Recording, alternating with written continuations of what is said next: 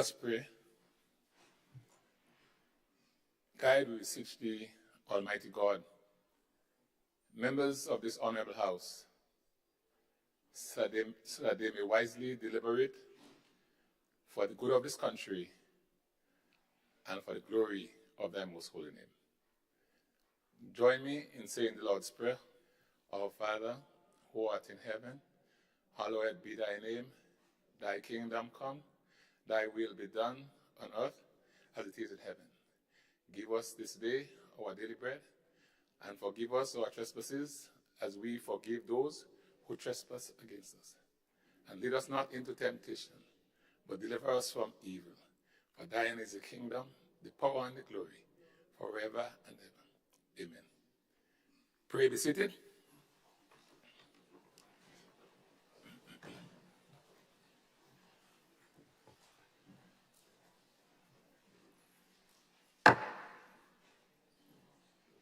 This parliament now commences.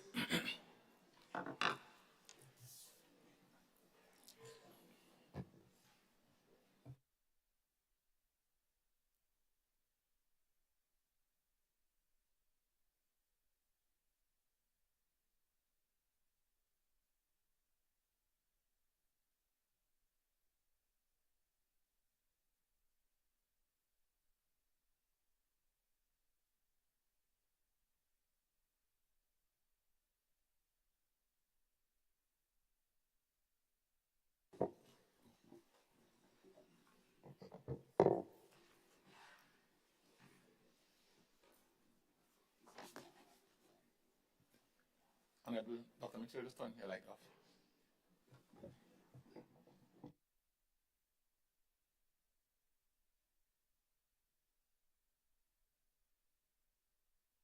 Dr. Mitchell, because of where this thing is, you can leave your mic on, because I sense reaching the switch from where you stand might be a challenge.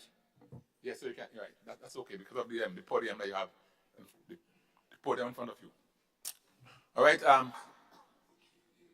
Honorable members, we would not waste any time, just to say that for today's session, just to remind the Honorable House that it will be a brief session as we try to pay respect to the late Honorable Adrian Mitchell.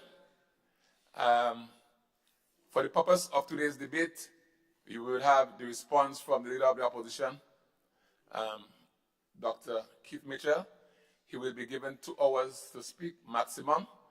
I indicated to the House in our last sitting that we now have a digital clock at the entry there on the wall.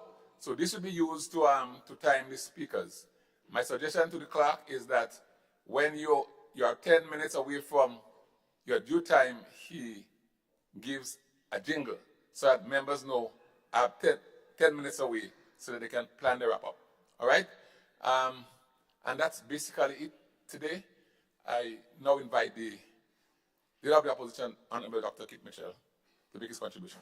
So Mr. Speaker, I just want to add that be aware that if I'm interrupted, then that time cannot be part of the closure. I hope I'm not interrupted like by the Minister of Finance, who's giving me his full time. If any interruption took place, it was one of his members who were clapping spontaneously.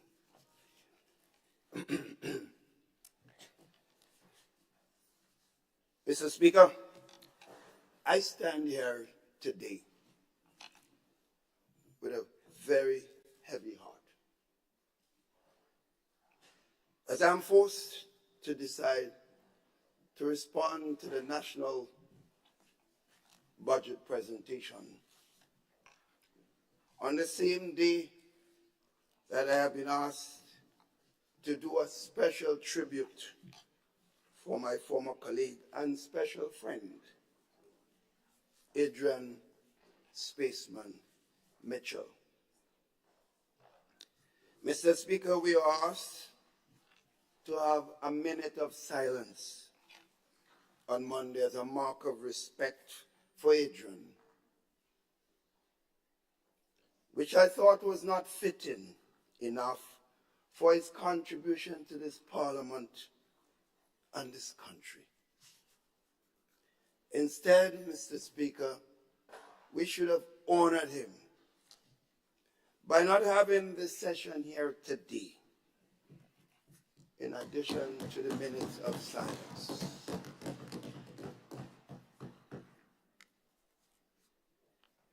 Mr. Speaker, in that sense, therefore, I was asked by the family to be there with them this morning, but I had to not accept that, but tell them I'll be there as soon as possible. So expect me to leave here immediately after my presentation, out of respect for someone who has served this parliament and given a service to this country. Politics should take second place, Mr. Speaker.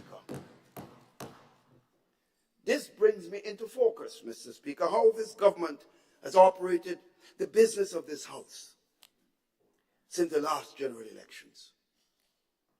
The present government seems to believe that they can manage the business of this House at their whims and fancy, not at the wishes of the people of this beautiful land of ours. A case in point, Mr. Speaker. After receiving the schedule of the House meetings, which included the dates for the Finance Committee and the budget presentation, the members on this side of the House did not object. We weren't consulted, but we did not object. This meant that the finance would have been held on November 17th, as was announced, and the national budget on the 8th of December, as our team arranged our schedule based on scheduled duties, personal and otherwise, without the consultation. The date of the Finance Committee meeting was changed from November 13th to November 17th, to the 13th. I assume to accommodate ministers of government or whatever purposes that they are at their disposal to do. It was also announced, Mr. Speaker, at a press conference. The benefit of the House of Members were not first given. I received no communication at all as the leader of the opposition, and I asked members, they did not receive any. Mr. Speaker, therefore, whether it is the wasteful spending on travel and other matters, the massive increases in emoluments given to ministers of government, the lack of engagement with trade unions and other social partners, or the signing of documents that impact on the social economic life of the people of this land, the story is still the same. It is the same. I will, in the course of this presentation, Mr. Speaker, demonstrate how this arrogance, the self-interest and ego in government has been the order of the day. The word empathy is absent from those who govern and lead this country, particularly the head of that particular government. Mr. Speaker, this debate on the estimates of expenditure and revenue 2024 is occurring at a critical period in this land of ours. There can be no doubt that the systematic impact of COVID recovery, the supply side disruptions,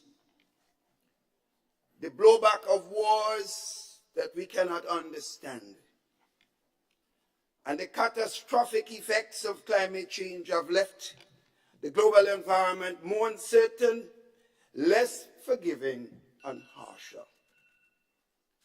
Indeed, Mr. Speaker, the budget debate 2024 is occurring at a time when the Grenadian economy has already begun to display clear signs of slowdown, with real GDP between 3 and 3.6% over the next 2 years.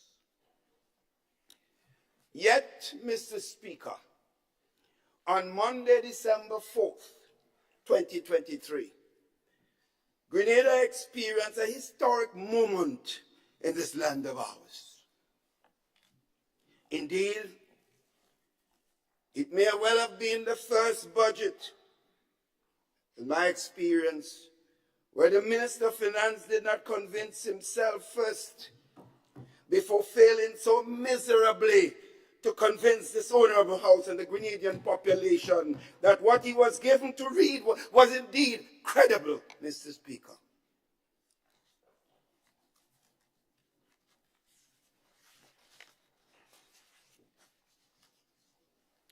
What this house and the population was subjected to on Monday was a disjointed, inarticulate, rambling, confused journal of the NDC first year and a half in government, which focused entirely on the successful programs that the NNP established and initiated, while at the same time attempting to malign the previous NNP government. They did not have the conscience to say it was NNP who did this.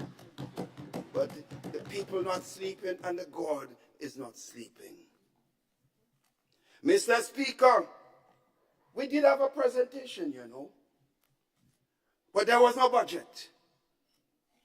In the manner that the parliamentary process in this country have come to anticipate as the father of the house understand over the years. First, this government is first and first.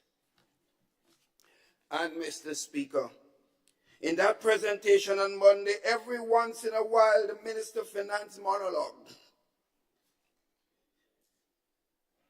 And then keep saying the NNP excellent track of record that we know it was for economic stewardship was introduced, as he said, but it was followed by some bites, such as, and I quote, they said we couldn't do it, or what we did in a year and a half, they couldn't do it in decades.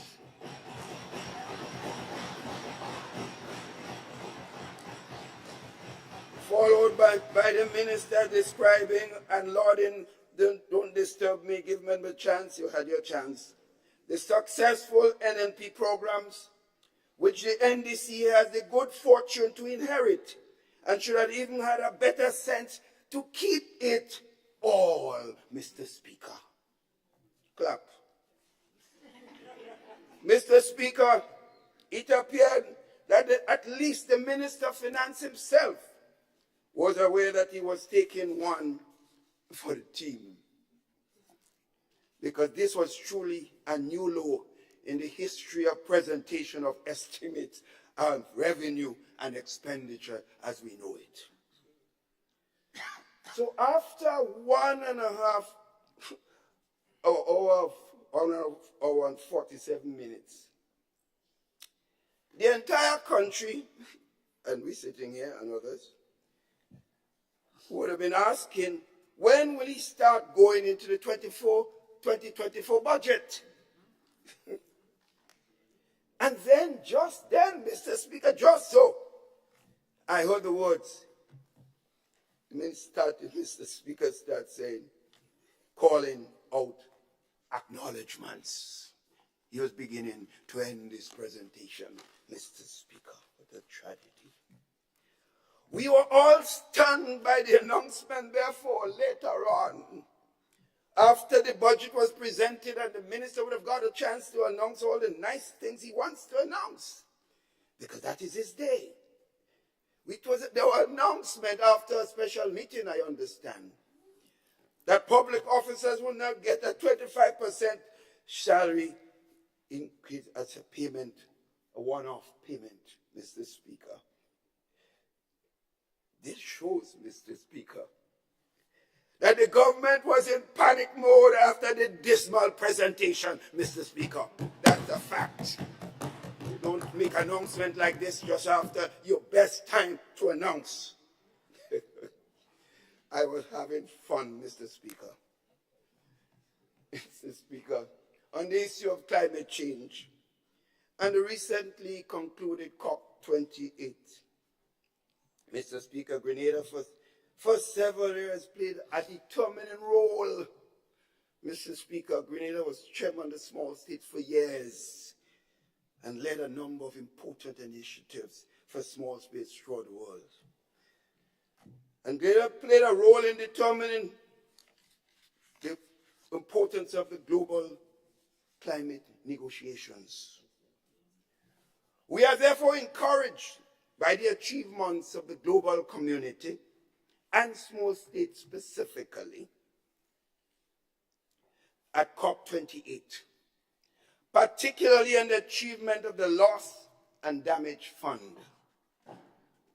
This Loss and Damage Fund will go a long way in re-risking, alleviating, and building climate resilience among communities impacted by climate change. We therefore look forward to the implementation of the Loss and Damage Fund. And we continue to call for broader, decisive action on climate change. Unfortunately, Mr. Speaker, the recent amendments to the Fiscal Responsibility Act and other laws by this administration have stifled the creation of adequate buffers necessary to complement the external climate and other financing. Would certainly stifle it. You may recall, Mr. Speaker, the amendment made to the Transformational Fund regulations, reducing the contingency fund from 40% to 10% earlier this year, Mr. Speaker. And they claim they're making a lot of revenue and CBI doing so well. But you're reducing the contingency fund, so to speak. Mr. Speaker, when Hurricanes Ivan and Emily destroyed our country in 2004 and 2005, we had little or no saving to use in the rebuilding process. And we were heavily reliant on loans and support and being beggars for the international community, the donors and friendly governments. We were on our knees. We had no savings. We are therefore urged, and we agreed to have an appropriate saving for future disasters. This we did, as this government itself admitted that they met a pregnant treasury when they got into office. So the impression given by this government that we had no money for contingency is misleading, very misleading. The Minister of Finance must know, and those who lead him must know, that all monies in the Treasury are under the umbrella of the consolidated fund. It doesn't matter whether it's contingency fund or special fund.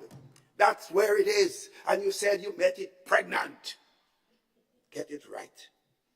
You can't have your cake and eat it at the same time. Words are good for lawyers. Mathematicians think differently, Mr. Speaker. Sorry. Brother Peter.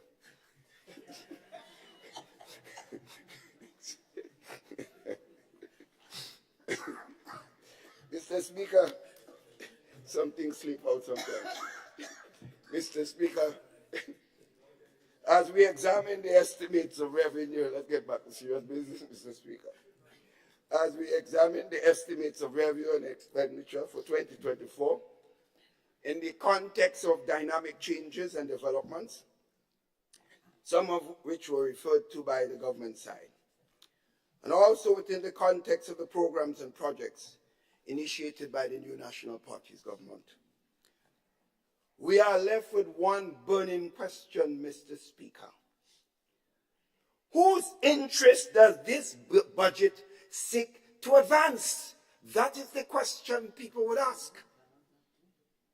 Whose interest this budget seeks to advance?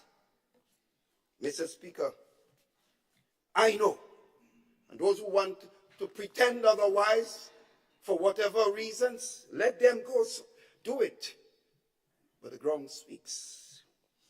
There is a level of frustration sitting there in the ground among the youth and vulnerable groups in our country today.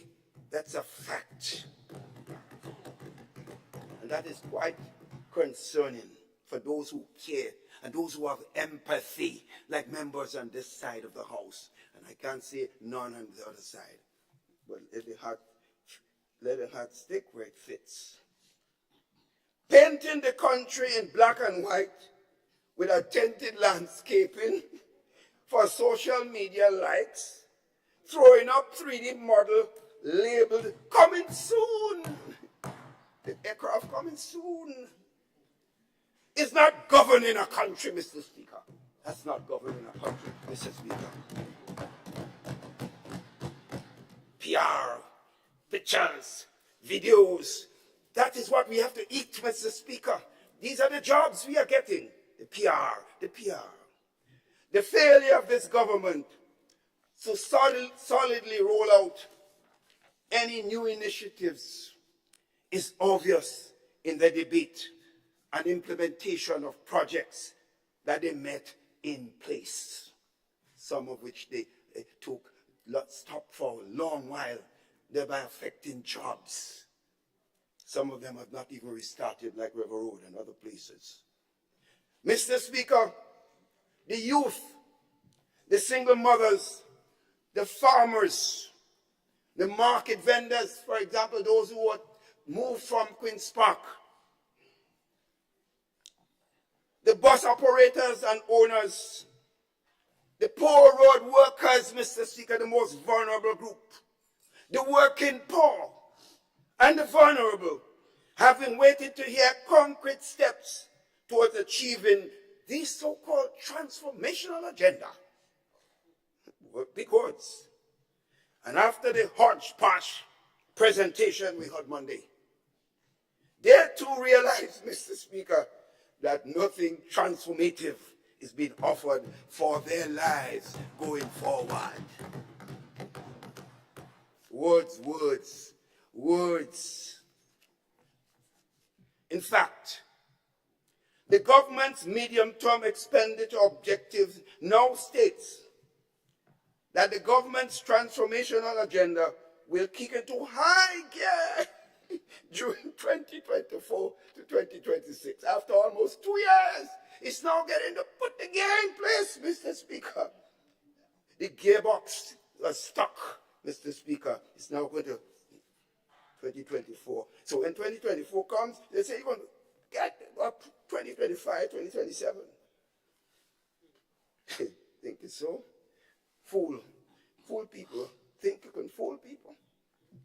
There is little or no new initiative being advanced in the forward estimate of the government presented. No new initiatives that we can say realistically will come into effect in this period.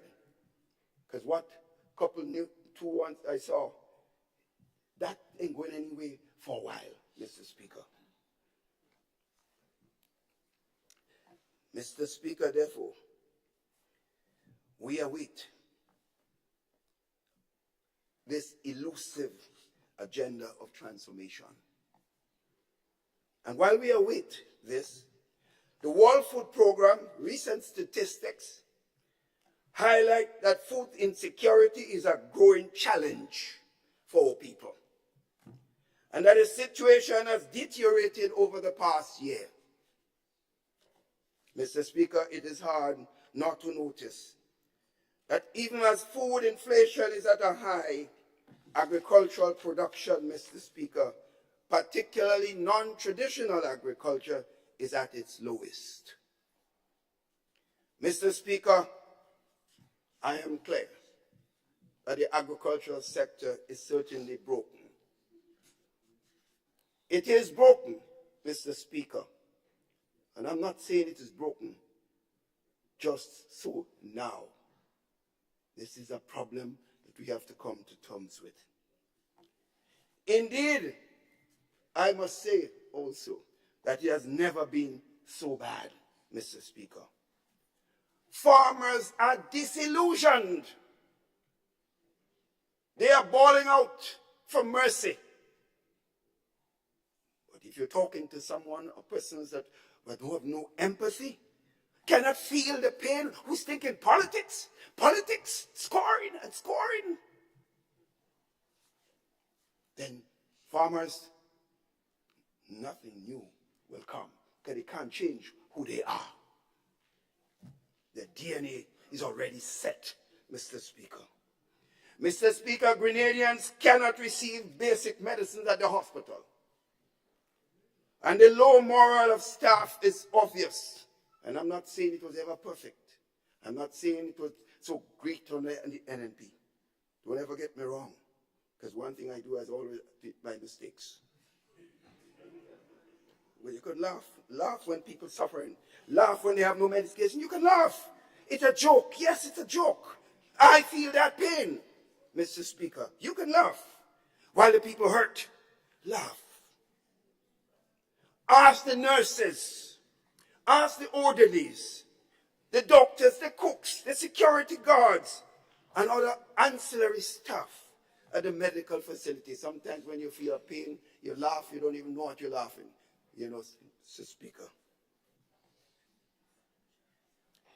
Our country's reputation, Mr. Speaker, for peace and tranquility, and our low crime status are major sources of competitive strength in the areas of private education and tourism and development as a whole.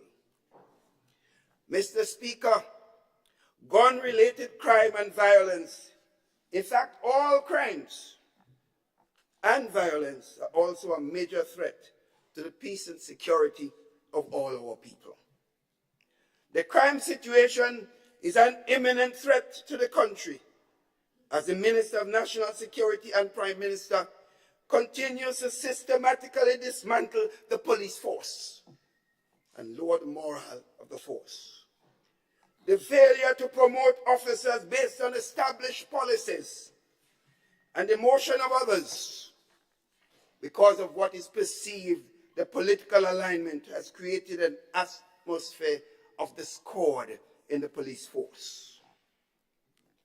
Moreover, the continuous transfers, the semantics on advancing promise, pay, and grade, all sorts of dancing, the meager duty allowance to the rank and file of the force, and the sluggish approach to treating repairs of police stations have cumulatively resulted in a demotivated Royal Grenada Police Force that has to be arrested quickly. The frustration is evident in a number of officers who have already opted to take early retirement, and from information, many more intend to do so. We have to arrest the situation, Mr. Speaker.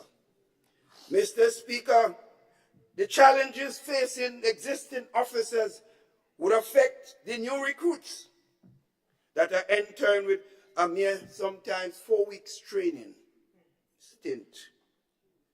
How, Mr. Speaker, how prepared will these officers be to protect and serve as the oath demands? So if they do not come up to what we believe in, then we run our mouths, when in fact, we did not give them the necessary tools to do so. 4 weeks training in some cases. Mr. Speaker, the security of this country is at stake. And we take this opportunity to call on the government to urgently arrest this situation. It's not about just each of us here. It's about all the citizens of our country. Mr. Speaker, these are the prevailing circumstances in which the citizens of Grenada look to the policies and programs of the government in any given budgetary cycle for relief and opportunities. These are what we are looking for, not thumping of the chest and boasting about the bi-monthly payment program of public officers In some cases, it kind of, it's kind of frightening, Bi-monthly payment, what has left many officers at the end of the period when it's supposed to come without a salary because the situation is broken. You should listen to that first. Not the payout of retroactive pension, also to less than 1% of the population, while crucial social programs have been cut. No empathy, no conscience. Me and me and me. How I look, how I be, how I be. Mr. Speaker, this budget cycle is cast in the context of hyperinflation. Mr. Speaker, they can't keep quiet.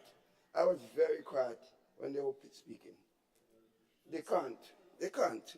But I understand. When you're uncomfortable, you talk sometimes like a baby.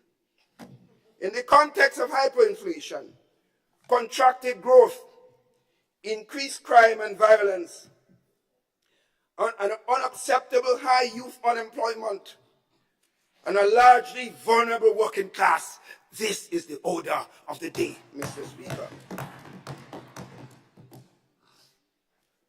The budget read on Monday presents no response to the vulnerable segments of the population, to the runaway inflation, which averages 8.7% for food, but exceeds 15% on some food products. Indeed, Mr. Speaker, after the reading of the budget, the growing segment of the population that comprises the working poor now knows for sure that none of the harsh conditions that afflict their lives will be transformed for the better. They know that. It is therefore necessary, Mr. Speaker, to evaluate the extent to which the revenues that are expected to be generated are allocated to the areas that are affecting the people of this country. I will so do. Mr. Speaker, I want to speak directly to the revenue performance now, which is touted as a significant achievement by this government. Mr. Speaker, when I see numbers, it turns me on. With an increase in the price of the item of 8.7%, the average inflation cited by the government itself for food, the government will collect roughly, a 10% increase in customs revenue. Now, a couple of things validate this analysis. First, emerging out of the pandemic, consumption patterns would have already been adjusted. What that means, Mr. Speaker, is the price increases will increase tax revenue, although consumption could have dropped, Mr. Speaker. As such, inflation is what accounts for a significant part of the increase in revenue collections. That is an appropriate conclusion, a deduction. So yes, Mr. Speaker, revenues are up. We see the numbers. On domestic taxes, Mr. Speaker, the government reintroduced VAT on electricity, knowing the pain that already existed. It reintroduced the petrol tax on gas and petroleum products. It placed a 15% VAT on sugar and sugar drinks. All products that the poorest of the poor use. That is the point I'm making, The poorest of the poor use this, but didn't enter the minds or the feelings of the heart. The so-called heart, the heart. It didn't enter that heart. That heart. It's a painful heart.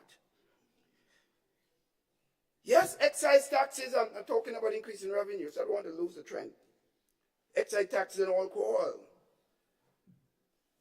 Increased license fees for road users. But also again, they impose a charge on water. Water, Mr. Speaker, water, basic service, Mr. Speaker. All of this, Mr. Speaker, are serious revenue enhancement measures.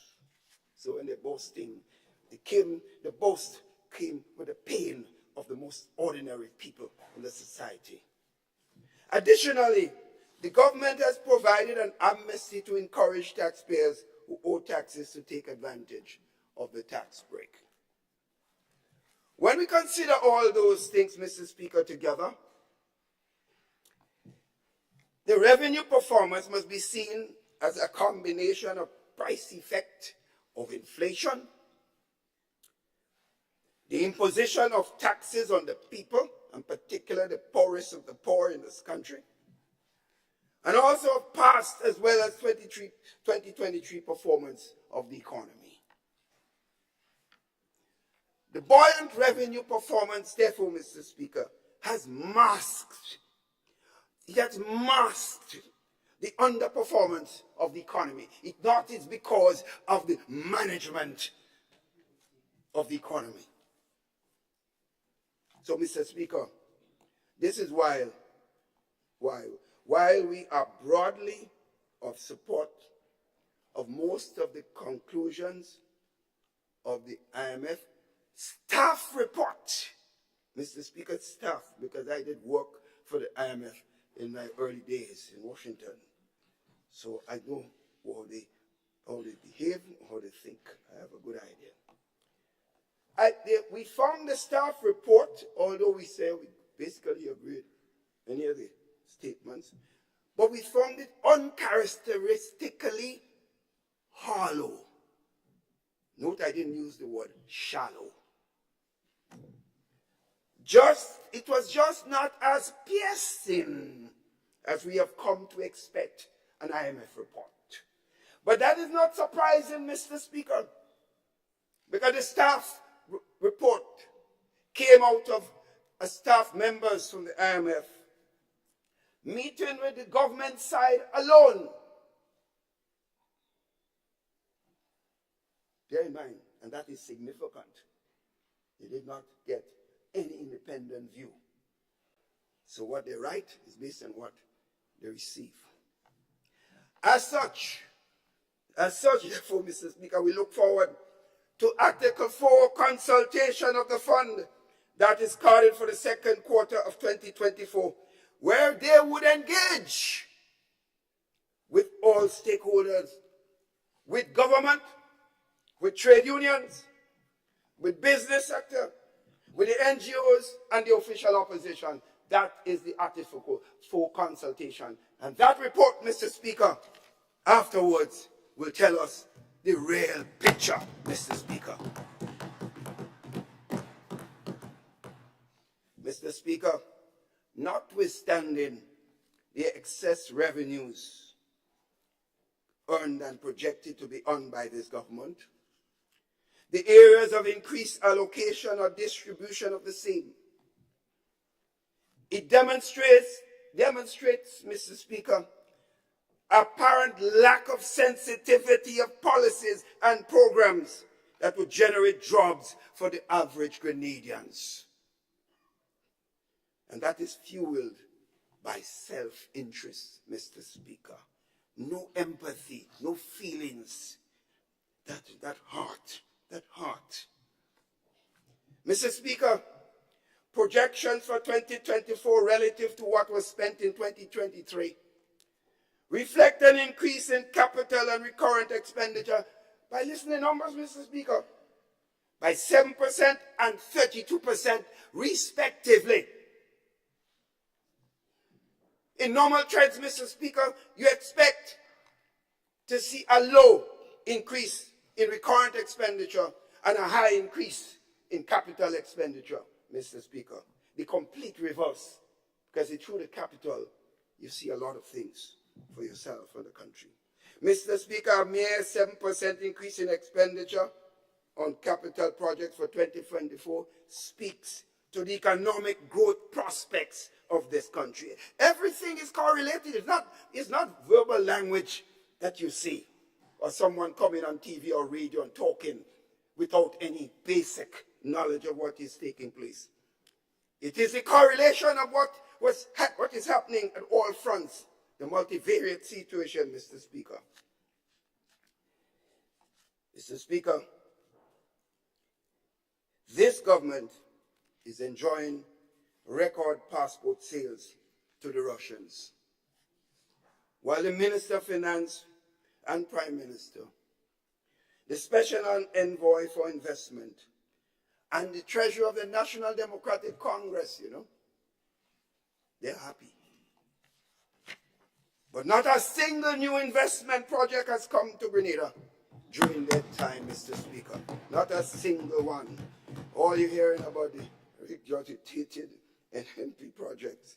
And while they're saying so, Mr. Speaker, the attack goes on. This government has sold more passports to Russia in 3 months than the New National Party government did in a whole year, Mr. Speaker. That is significant. Mr. Speaker, and during the time of the projects, we could see, although they're touting them now as if it's their projects, Range 6 Sense, the Intercontinental, the Beach House, Liverer, and Mount Hartman, just to name a few. All projects that are working, give us credit, man. Give us, Mr. Speaker. Give us credit. We're not children, therefore we're not going to jump up and... Mr. Speaker, to date, this government has not brought a single new CBI project. But they gave $22 million of the hard-earned taxpayers' dollars to a man who invested only 18 million EC dollars in Grenada, Carriacou, and Petite Martinique. $22 million. You know what that could do for the average man in the country? You know how much road work at Christmas time that people could be doing business and making Christmas more exciting and happier times. But one man is enjoying himself in Miami, Mr. Speaker. This is only the tip of the spending iceberg on this project. Mr. Speaker, and the minister was bold-faced enough to tell us that we could have cost us over $100 million if we stayed the course. Mr. Speaker, the fact is, if we had done what we did, we would have to pay the man a cent, Mr. Speaker. Mr. Speaker, you will hear a lot more of this because we have the details and we have all the information and the data to support what we say. Mr. Speaker, the minister failed to tell us that there were investors in this project, so the government could be called upon to pay $56 million to investors on this project. We hear a word about that. And I hear about Kawana Bay and some project, Silver Sands owners. Thing is not even completed yet, but it's out there as if it's final. But that is how this government operates. Noise, announcement, soon to come. Mr. Speaker, with no new major private sector investment on the horizon, the capital spending of the government would be largely expected to drive economic activity, because the government itself, from its numbers, says 7% increase in capital from the work that they're doing. When you compare the expenditure, only 7%. So most of the activity has to come from the capital project, most of them are NNP. Give NNP the praise.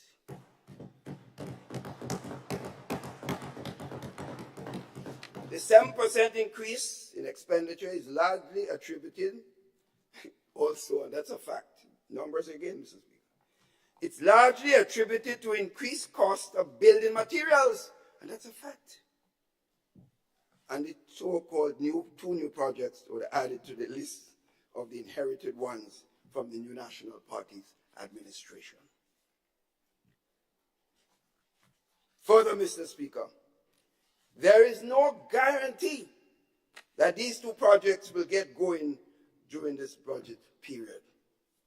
So if so, and whether the conditions will be beneficial to the people of this country. While some of the existing projects were renamed, for instance, words, Mr. Speaker, they're changing everything. The bathroom and toilet program now become WASH. WASH, yes, transformation words, Mr. Speaker. They're good at words. You get 100% on words. 0 for implementation and project implementation. 0. We want percentages and performance benefiting people. That's the mark of a government, not words, Mr. Speaker. Mr. Speaker, so that one's WASH. The debushing program of now is called what? Beautification, empowerment, sustainability, and transformation. Whoa, words, Mr. Speaker, words. Or special projects, they call it now.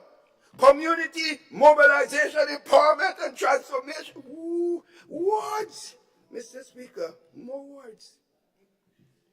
And 2 new, Mr. Speaker, this is fun, almost fun if it was not people that we're dealing with. We could be laughing, but it's difficult to do so.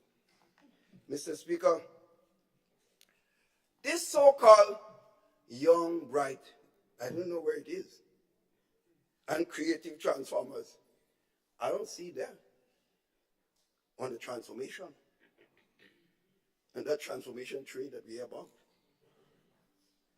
It has failed to come up with any original ideas that can create job opportunities for the people. Where are these transformers except words?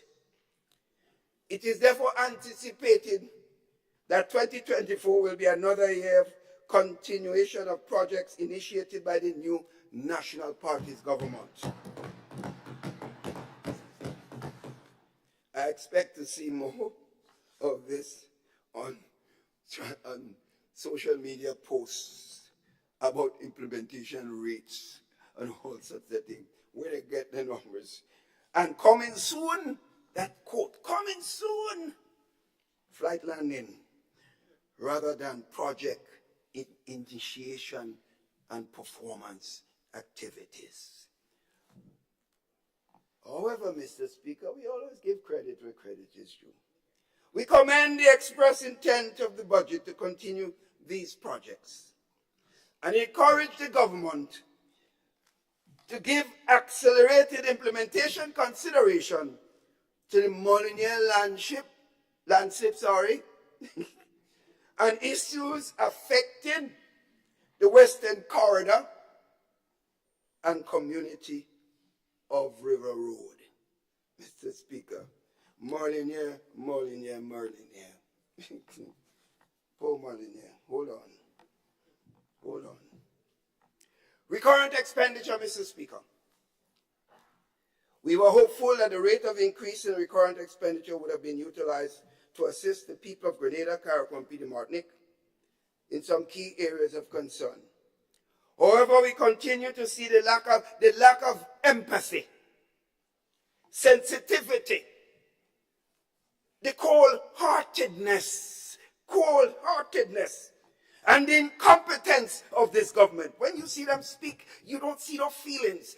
Words, Mr. Speaker.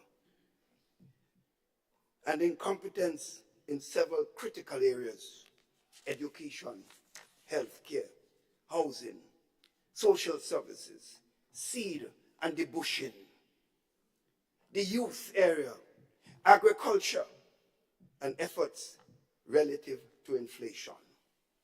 Education, Mr. Speaker. Mr. Speaker, the government touted its free tuition, quote unquote, free tuition program as a major success. We all know, Mr. Speaker, that schools in Grenada, with the exception of the T.A. Marischal Community College, Life Organization, and private educational facilities do not have a tuition fee per se, as I say, generally speaking, but rather fees for things like report cards and a tie and the likes and other amenities, Mr. Speaker. As a matter of fact, schools across Grenada still charge parents for these things in 2023 And it appears that they will be charging them so in 2024 unless I hear something different. On the issue of TAMCC and Neuro, while tuition is paid as a one-off charge per semester, the transportation support provided by the previous government, Mr. Speaker, particularly for students in the rural communities, was reduced by $1.2 million, Mr. Speaker. I say I like numbers. Of 50%. Check your records. Mr. Speaker, this so-called free tuition deceptive headline that education in Grenada is now free. Absolute nonsense. While we have children who are unable to access the same because it's a facade. Students from the rural community, Mr. Speaker, attending St. George's University, Mr. Speaker, were also assisted by this program that we had. Moreover, there was a cut in the allocation for the e-books program in the schools. That is in the budget. Mr. Speaker, one would think that a government that wears the term transformation as a running theme in every word that they utter. As I say, they're good at words, words only. Would have embraced the e-book program, but instead there is a $5.5 million reduction in the support provided for that program by the former New National Party's government. Check the numbers. It takes a special level of insensitivity, Mr. Speaker, in a period of hyperinflation to reduce the needed support in this area as without the tools to facilitate students' learning, then to me, therefore, this so-called tuition support is useless. Mr. Speaker, I was on record, Mr. Speaker, as standing firm when the last government, NDC government in 2008, announced that it was giving free tuition to all and sundry. And they removed the transportation cost and other basic amenities and support that we gave to the vulnerable and the poor, which the other side don't like to hear me use the word poor. Mr. Speaker, I stood up then, and even some members of my own party did not agree because they felt that people would be turning against us for this. But sometimes in leadership, you have to speak your conscience, even at the expense, Mr. Speaker, of the loss of some votes. I said, the country does not have a wash of money. And if we were able to have a lot of money, excess, and we could give everybody free tuition, I say, let's do it. But under the prevailing condition, I said, those who can afford to pay must pay. And use that money to provide additional help to the poor and vulnerable for transportation and other amenities. These were my words. And this again is the same stand that I take. Those of us in a position, Mike, your son, I'm doing well, are you doing well? I can pay for him. Let me pay. Let you pay. Government should not pay for us if it doesn't have. If it has, I said, if it has a lot of money, then fine. Mr. Speaker, the reduction in transportation allowance and book support just to create a to highlight free tuition for all. It hinders students from lesser means from accessing an education. This in turn widens the margin between the vulnerable families and those who can afford it. Those who know it, like me and others, how it felt going to school and not having basic things at presentation college, not being able to go to the talk shop to buy a sugar cake. I know how it felt when I watched others drinking and eating, and I could not buy anything. I would assume all members on this side would have passed through this. And I can only assume all members on the other side, but some of them do not behave as if they passed through difficult times because they hate to the word poor. While we are concerned, Mr. Speaker, we are not surprised because we saw the same lack of sensitivity to the poor and vulnerable people by the policy decisions of the NDC government in 2008. So they are taking a pattern, Mr. Speaker.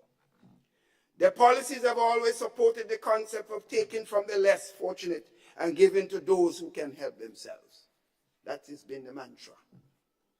So, Mr. Speaker, while we boast of increased revenues, the failure to use those revenues in key areas of education to benefit the people of Grenada who need it most is extremely unfortunate.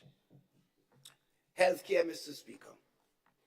Mr. Speaker, the Prime Minister and then Minister of Finance, when he delivered the 2023 budget speech, labeled the healthcare budget of 2023 as the biggest budget in the history of Grenada. Numbers. In fact, healthcare was considered by him, and I wouldn't fault him for saying so, the number one priority of the government and a critical aspect of its transformational agenda. These were almost quotes. With the highest allocation in the history of this country, it is therefore baffling, Mr. Speaker, that the estimates reflect an unspent amount of $27 million, Mr. Speaker. That's the government. Big numbers in the block. You put a big number in the block, and then you boast it in the budget. The numbers mean nothing if it does not go to the heart of meeting the aspirations and wills of the people of this country, particularly those on the ground, Mr. Speaker.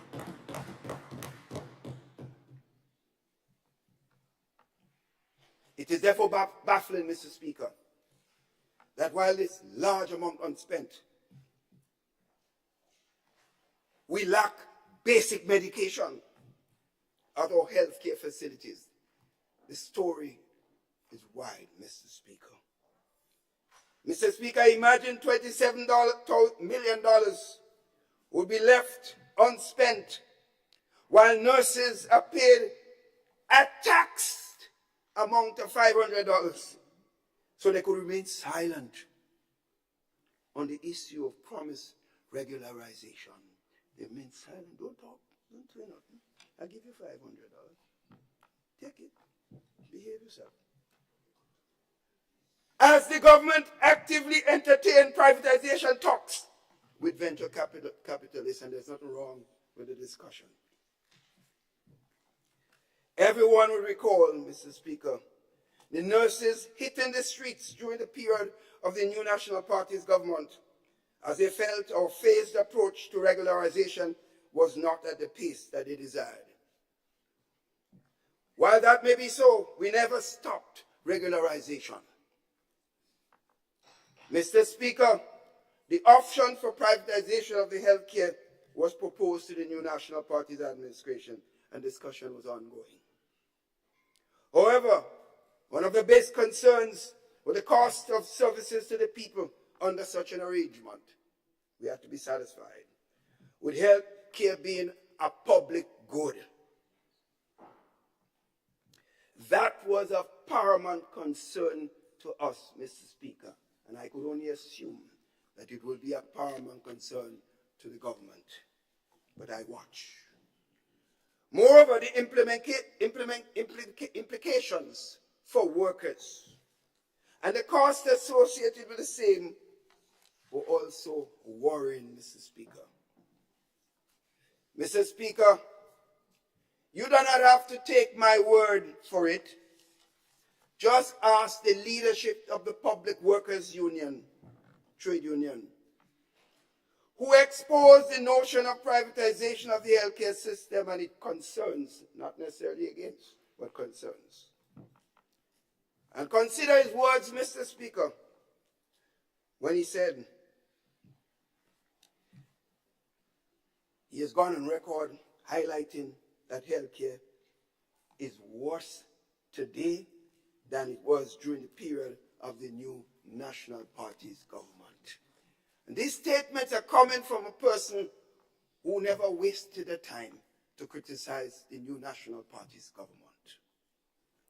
Even when we won 15 seats, the brother was on television the next morning attacking him before we started to work in 2018. That was his right.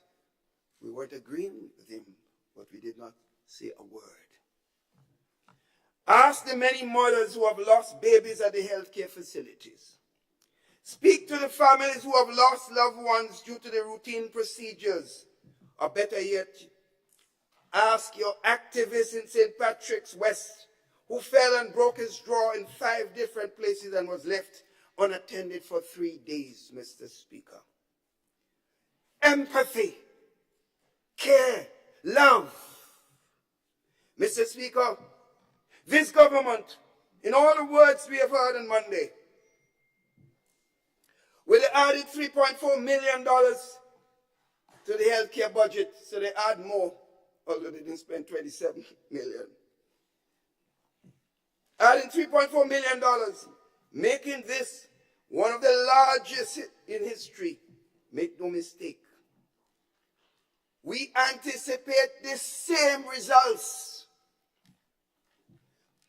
The leadership of the policy level at the Ministry of Health is woefully inadequate, and everyone knows it. But it's also a reflection of the entire government, generally speaking. I can't say all, I'm always careful to say all, because I know some of them. Instead of minding the business of the healthcare system, the Minister of Health is busy erecting signs in Northwest St. George's. And somebody member asked me, Doc, is Northwest? Northwest is well, my brother, and it will always be well. Erecting signs and delivering sporting balls while the people are hurting and dying at the General Hospital, Mr. Speaker. But I don't want to make this a question of personalities. So while I advocate and concerns for the leadership, I caution the government on the issues of privatization. The caution, as we must consider the nature of healthcare as a public good. Housing and social services. Yes. Mr. Speaker, this government has budgeted $9 million for Project 500. One of the new ideas coming from the government, and we applaud them for at least thinking about something. I thought you guys lost your brains, but it seems like you had some. However, Mr. Speaker, if you are able to take one from what happened, if you could take a cue from what has happened, Mr. Speaker, with the free housing units donated by the People's Republic of China, and the utterances of the Prime Minister in one of his many galas. Fet. It is well recorded that these houses are not intended for the low and no-income people. Don't tell him go to a bank. No income, forget it. The mere fact that this category of persons were asked to approach a financial institution to secure a loan to make up upfront payments for housing units that were donated by the government and people of China through our initiative and NMP government, and sadly so to the late brother Elvin Nimrod, who were a key person in those discussions. One can naturally expect that the houses that are to be built by this government will not be targeting these poor people. That is the DNA of this government, unless those who decide of a conscience have the day. Additionally, Mr. Speaker, Grenadians at a National Democratic Congress political party function in the diaspora were encouraged to invest in those homes. Nothing's wrong with that. Accordingly, the allocation made in the 2024 budget is not intended to fill only the housing needs of people on the ground who have no homes. that you might be thinking of others who might be better off in some cases. I can't say in all cases, Mr. Speaker. But it also can be channeled to party hawks, Mr. Speaker. Additionally, Mr. Speaker, the amount of funds usually spent on the housing brigade, this housing brigade, is now referred to by this government, what? The Grenada Home Improvement and Resilient Project. Words, words. we have a simple, we simple people, we say housing repair. But big words, man. Tie up the head with words. The lawyer speaking. Good in the court, not here. It has been reduced by $1 million, Mr. Speaker. $1 million. Accordingly, we anticipate fewer people being assisted by the house repair program.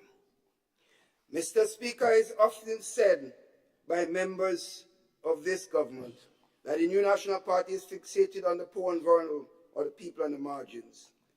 Mr. Speaker, we make no apologies for this fixation because part of the prevailing philosophy of the new National Party is to create an enabling environment for everyone to strive.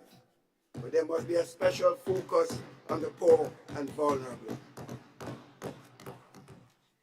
Mr. Speaker, I commend, therefore, the relentless efforts of all the voices in this country who have consistently called on the government to have a heart and return the $150 to the seed beneficiaries.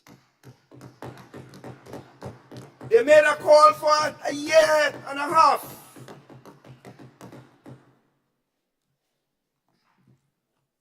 The government has now, after a year and a half, has made a payment that increased this year of $200. And they want people to be happy, to applaud. After suffering the people and taking bread from their mouths for 18 months, you're now saying, be happy, Daddy is here. Papa is here, the Jefe is here, with a top-up of only $50. Over inflation and other periods, and the strain and stress and medical problems could have been created with the loss of this $150. What is $200, Mr. Speaker?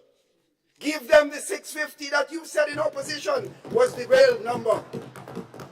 And I would say you should add even more as a top-up. Empathy, the heart. Mr. Speaker, in the meeting office in 2022, listen to this, Mr. Speaker, numbers again.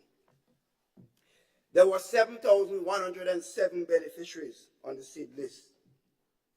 Given the inflationary pressures that were prevailing, the new National Party's administration increased the seed by $150 for every household.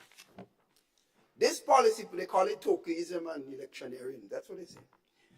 This portion brought the seed cost to the state for the total of $26.6 million. Just listen to numbers, Mr. Speaker, in 2022.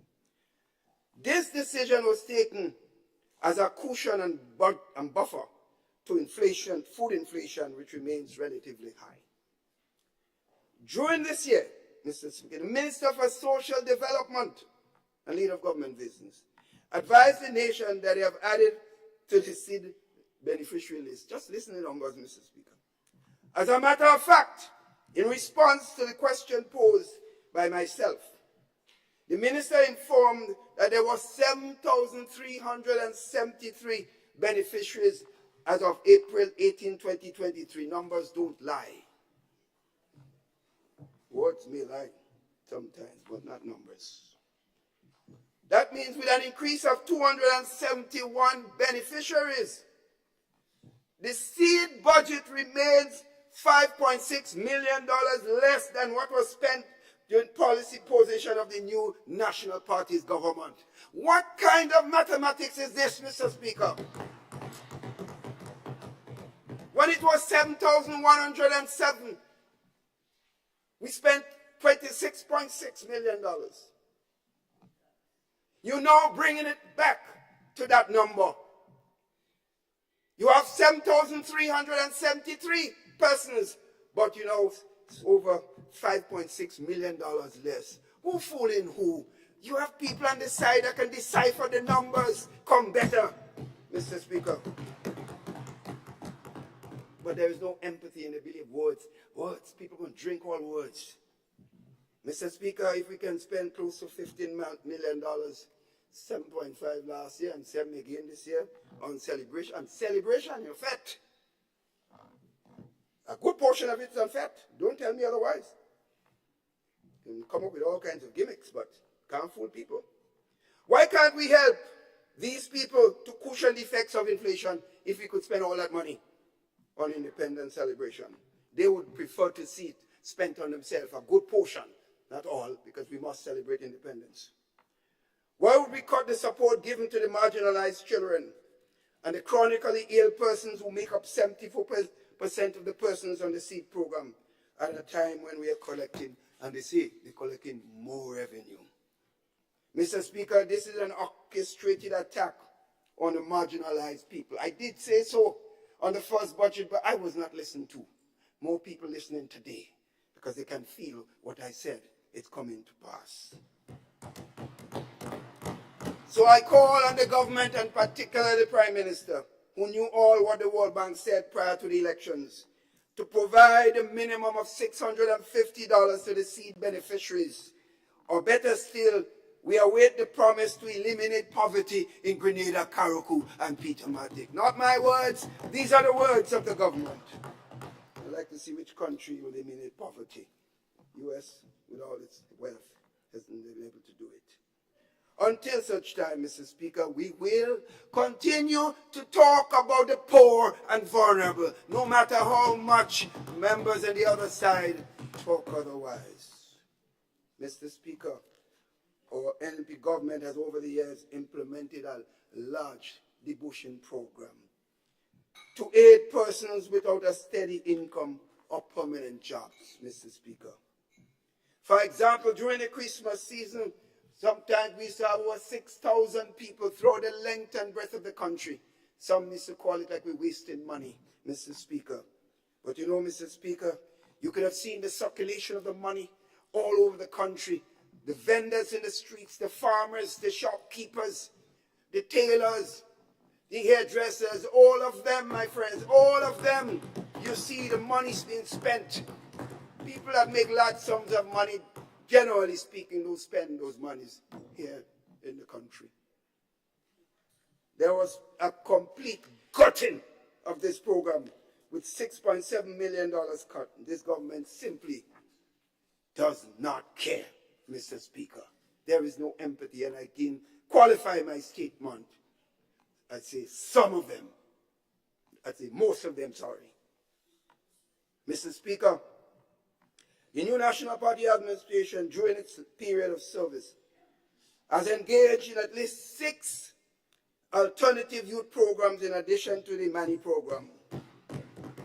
These include Youth Biz, Project Fly, Aspire, Reach, Youth in Agriculture, Empower. This project carried a combined portfolio of $57.5 million, Mr. Speaker. And it was from persons, youths in entrepreneurship, to youths who are incarcerated. We did not attempt to leave out any one whatsoever, Mr. Speaker. Mr. Speaker, today the government that boasts about having a youthful team, we decide, no, Mr. Speaker, old man could speak so. The government that boasts about having a youthful team has done the least to support the youths of this country, Mr. Speaker. The only youth programs entered in the budget for youth are the MANI and the Empower program, with a budget of $41 million, $17.5 million cut in cumulative youth spending. That's the government that loves young people. Notwithstanding this, the inability of the government to come up with innovative programs, transformation word, that engage the youths. They have not added any new persons to the money, systematically sending home some, and some cases reducing some by $300. The paycheck is on some of our hands, Mr. Speaker. And you cut the entire program, this Empower budget, by $2.5 million. Mr. Speaker, what has happened to nothing in the budget? To the hundreds of children that now graduated. That is what the money program was, as a continuous program where batches will come in. Not a word about the new batches, not a word, Mr. Speaker. Mr. Speaker, the nation will recall that the new Prime Minister referred to the 22 budget in the New National Party as one of tokenism. The attempt, he says, to pacify the man is just like what they're doing now. Every time you hear an increase, $500. Just check it. They have a number, like a stock. It doesn't matter what the prevailing variables are. Give them 500. Give them. Keep your mouth shut. Don't say nothing. Like Papa, like Hefe, the greatest man on earth. Mr. Speaker, he says, Mr. Speaker, this is so interesting. This $500, $1,000, it's like it's going to attract tax. And it's subjected to the NIS and cannot be used to compensate for the promise of permanent employment. That was a promise.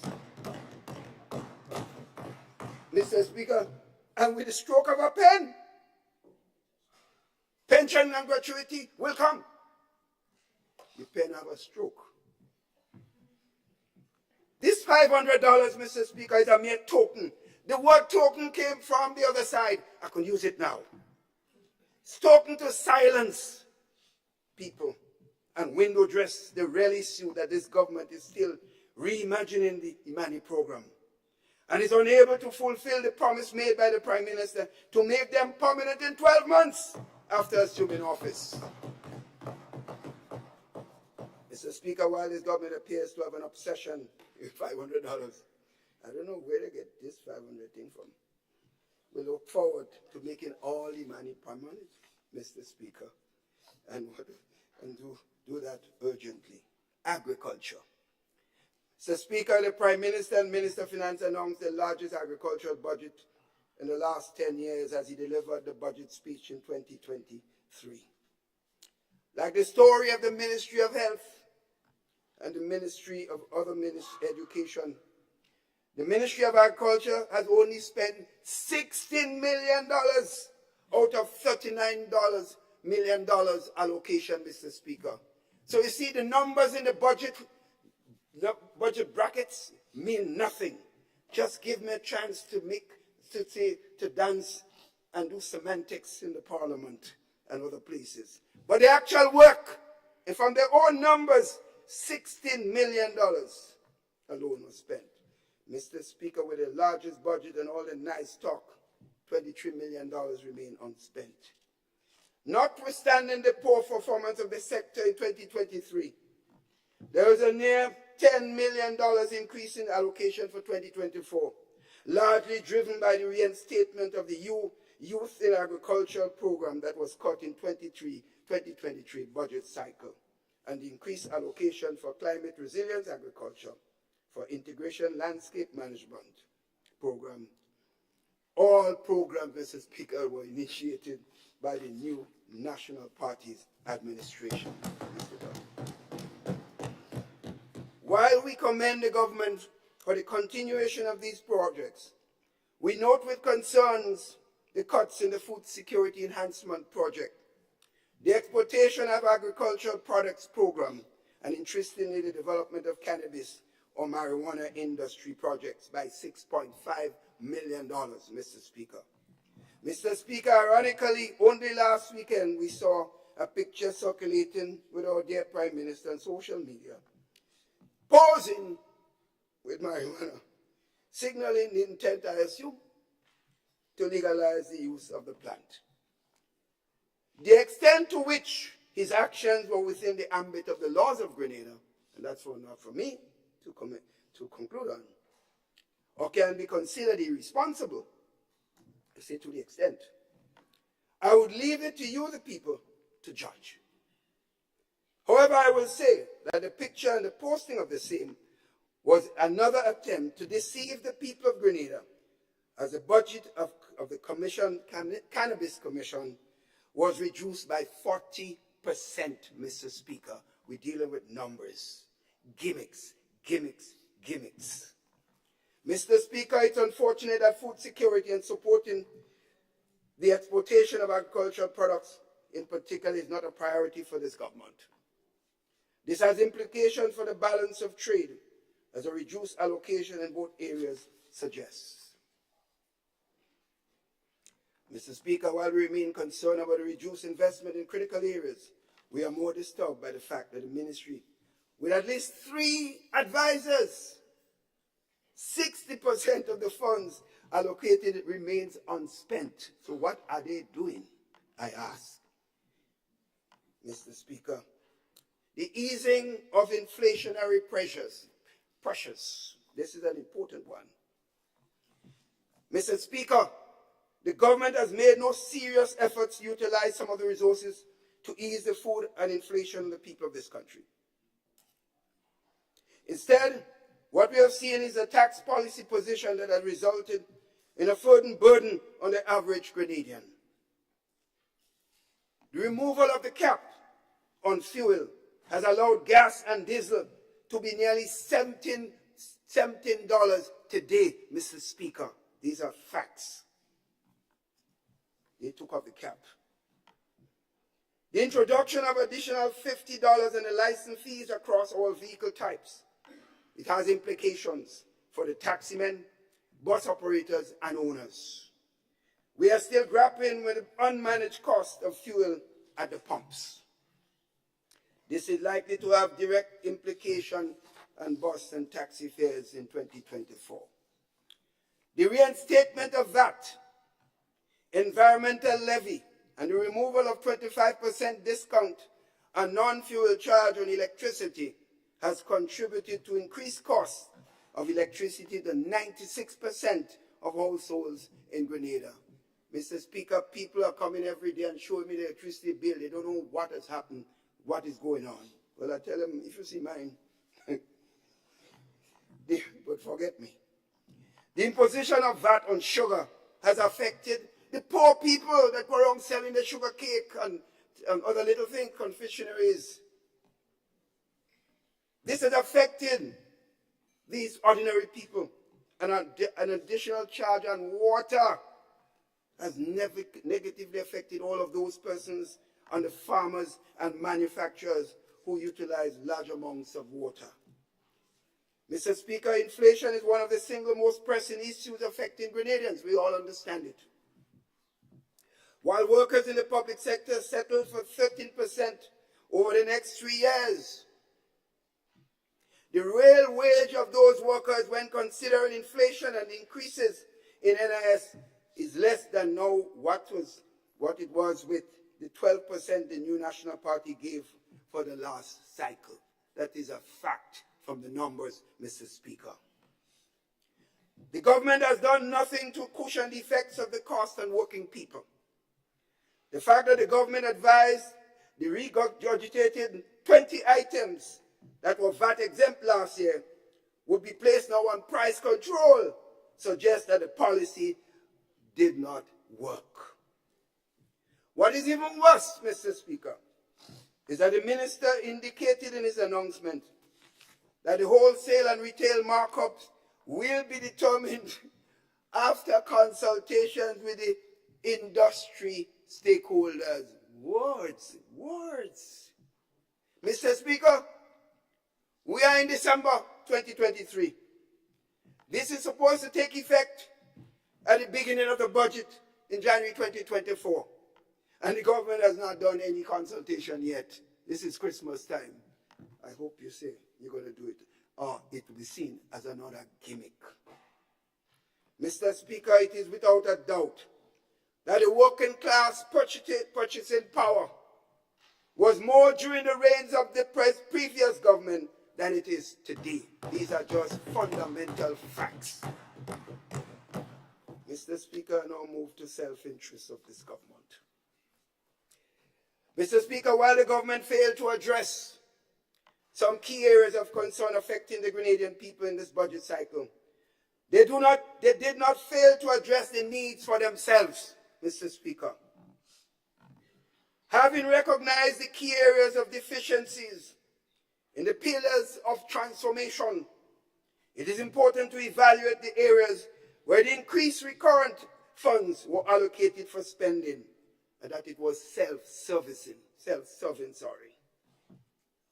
Notwithstanding a 31% increased allocation for pension and debt, which are mandatory expenses, it is evident that the government have prioritized most of the increased spending and party loyalists and themselves, Mr. Speaker.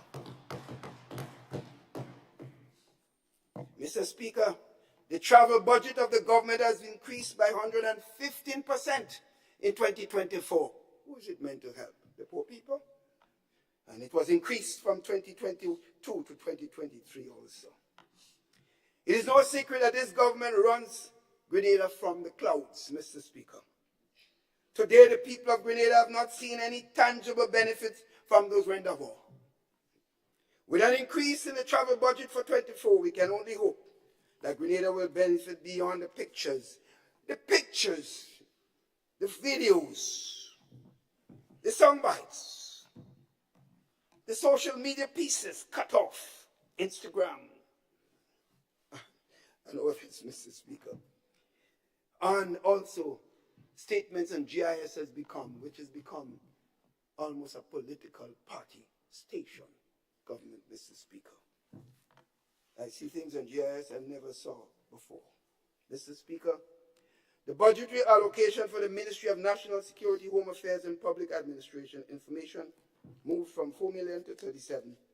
A $33 million increase, 825% increase, 825%. This increase is largely attributed to a $27 million allocation for the provision of security contracts to companies of which we can assume are aligned with the National Democratic Congress, since a lot of the hard-working people who were not perceived to be aligned when they came in, they did not renew their contracts. Mr. Speaker, the value of these contracts shows the budget has increased that portion by 41%. Mr. Speaker, I am concerned, and I make a special appeal, therefore, to the people of Grenada to pay particular attention to this development. Mr. Speaker, another act of the government helping themselves at the expense of the state is a deceptive approach taken by this government to increase their own incomes. Note I didn't say salary, incomes. Mr. Speaker, let me make it clear. I register my comments not just as a voice in the political arena, but as a fellow citizen deeply concerned about the direction our beloved nation is taking. As someone who believes in fair and equitable treatment, I am not opposed to parliamentarians receiving a salary or income increase. Make it clear. I have been on record of saying this. But, Mr. Speaker, members of the NNP government and this team can testify whenever this discussion came up, timing, independence of the process, and the amounts were always key points of concern. As a matter of fact, the current government has a 2/3 majority largely because of the desire for more money. On the issue of independence of the process, the new National Party in government, with a 15-seat majority, Mr. Speaker, did not arbitrarily sit in cabinet and decide to increase the income of its members. We did not. We commissioned an independent committee in 2018 to review the salaries of parliamentarians and ministers. And we did so in the 90s when there was the same decision to increase. We did not sit there and appoint ourselves to do what we think and give ourselves what we think we should get. The established committee was made up of sector experts, some of whom are well-known sympathizers of the National Democratic Congress. I don't think there was anyone in that committee, it can be checked, who were known to be a sympathizer of the New National Party. And I just named Henry Joseph, who was also for years the treasurer of the New National Party, and he was named chairman. The National Democratic Congress. Henry married with me, because you never want to be associated with NMP. He was chairman, appointed chairman, and he was the treasurer also. And many other members. I wouldn't waste the time to call the other members' names. They recommended some increases, Mr. Speaker. And if you go through what they recommended, even then, and you add inflation, Mr. Speaker, if you go through all of that, it will never come up. It will never come up. I have details of the percentage, but I will not go through that list. It will never come up. I heard people trying to justify that what they came up with would equate to what the government has now decided to give itself. Total falsehood, Mr. Speaker. The numbers do not lie. The numbers are there, Mr. Speaker. Mr. Speaker, the report was presented for review and a wider consultation in 2019, Mr. Speaker.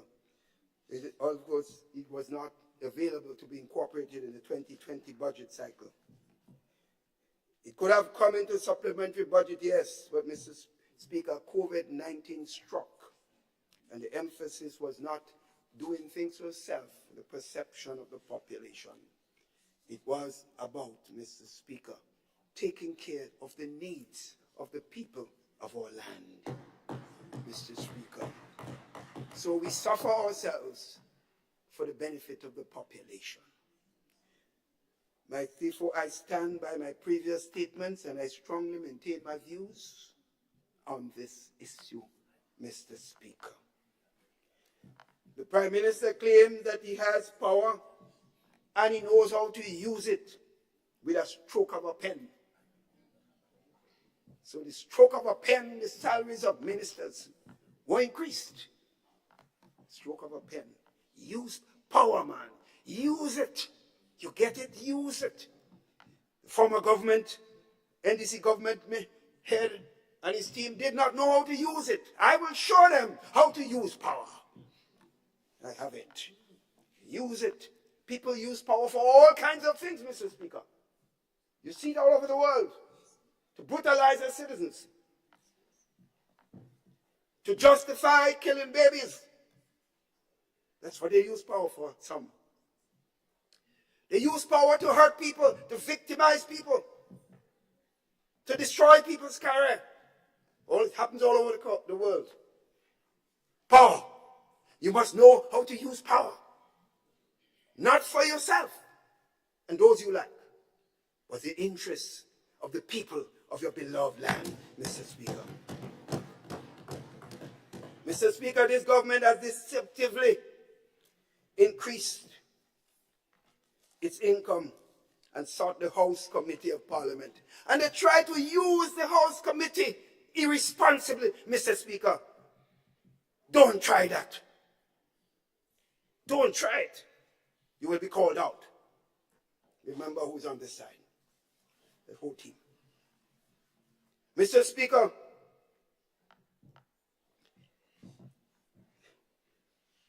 listen to this. The required process should have been, after an independent committee was established to look at the salaries, the required process should have been for income increase for parliamentarians. That is to form part of the budget. It should first come to the budget committee after the independent committee made its recommendation for ratification, and then to the finance committee meeting for ultimate approval when the budget is sent, therefore, to the House. That's the process. The income increases, Mr. Speaker, were in the estimate of expenditure that went to the Finance Committee on November 13, 2022, before the House Committee met. Don't try that. After it was already decided by the Finance Committee, what game, Mr. Speaker, is this members playing? Use the House Committee. And every announcement, Mr. Speaker, guess who? And members, Caris Modest, Cohen, and Eminent Pair were members of that committee. That committee's decision was null and void because the Finance Committee already made its decision. And the legal authority says that it goes from Finance Committee to the House. No changes can be made after that, unless you have maybe a special sitting of the Finance Committee. Don't try it. It is important to note that no adjustment could be made to the finance estimate of expenditure and so on after that, Mr. Speaker. Notwithstanding a lack of understanding of parliamentary proceedings, the Finance Committee, which was attended by all members of the government side, approved the following income increases under the Parliamentary Allocation Expenditure Vote 2. All ministers who are members of the House of Representatives or MPs, except the Prime Minister, will receive a 60% increase. Mr. Speaker, $60,000 increase, Mr. Speaker. Overnight, they themselves decided what they should get per year. And this is in addition to the $2,000 they took for themselves. So within a year and a half, their salaries increased by $84,000, Mr. Speaker. And almost all of it, Mr. Speaker, goes without tax because it came under the section called allowances. Mr. Speaker, you see the selfishness? Allowances, no tax. Mr. Speaker. Mr. Speaker, let me make it clear. The members of Parliament who are not members of the government, they get $5,000. That's what I get, and that's what all of them get. I have no problem with that. If somebody want to criticize me for that, I feel they deserve it, because I was on record of noting that it's not fair that the salaries given to those persons was as little as they were. So that $5,000, I am not, although the process was bad, I still support the $5,000 for the members of Parliament who are not ministers of government. Therefore, it means that the ministers of government who are members of the House of Representatives, in addition to the $3,000 they get on their salaries, will now get an $87,000 increase. Over 106%, even before they settle down to do any serious work in this country, except travel. Bringing the total income of ministers of government, Mr. Speaker, here the number. Despite outside of telephone and internet allowances and so on, the total a minister would get would be $169,687. Oh my Lord have mercy. Lord have mercy. While the members of Parliament, Mr. Speaker, get the same $5,000, and they have the same responsibility in some cases in terms of meeting the constituents' needs, and they know the challenges that they will get, because every day people come looking for something. So you have a lot. I say to the people, they're getting a lot of money. So you should have no problem coming to people like me. You know where to go, Mr. Speaker. Similarly, the Parliament has allocated $42,000 increase for ministers who are senators. And that's added to the $24,000 that they were receiving before, and the extra $3,000 ministers get. So the total income has jumped by $71,000. Senators, Mr. Speaker, are happy for you. Now we'll get, as ministers, $153,000, $153,687, Mr. Speaker. Mr. Speaker, none of the previously mentioned adjustment affects the Prime Minister. But the Prime Minister increased his salary by $13,000 per year, bringing his income to $105,218. This does not take into consideration the $246,000 paid for rental of the Prime Minister's residence, which brings his total compensation package, not considering telephone, internet, entertainment, and so on, to $351,218. You see, this former Prime Minister of 23 years, stayed at Mount Royal. It was a home. The taxpayers did not have to pay a cent.